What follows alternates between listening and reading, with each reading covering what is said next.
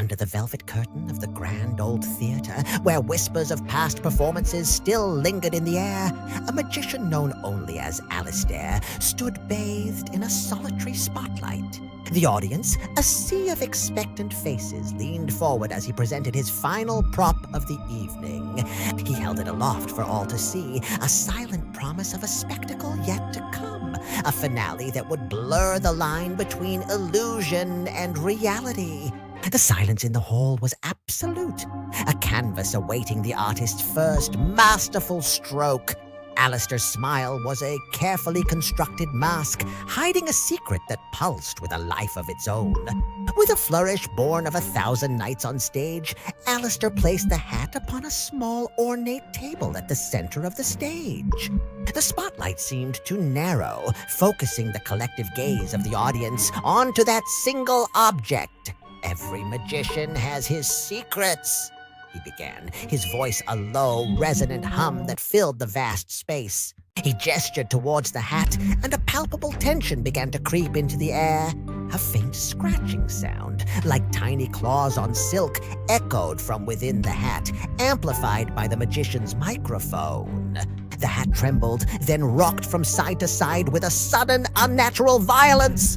A low, guttural growl, impossibly deep and resonant for such a small object, vibrated through the floorboards, and a collective gasp rippled through the audience. The build-up reached its breaking point. The hat jolted into the air, hovering for a breathless moment before crashing back down onto the table. A thick, inky black smoke began to pour from its opening, coiling like a serpent towards the high vaulted ceiling. Then, with a sickening tearing sound, the fabric of the hat split apart. From the shadowy abyss within, 2 points of crimson light ignited like embers in a dying fire. A monstrous form began to unfurl itself from the ruined silk and felt.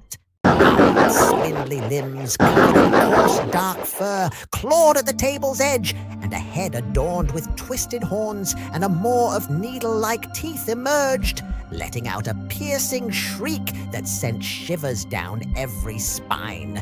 The audience recoiled in a wave of pure, unadulterated terror.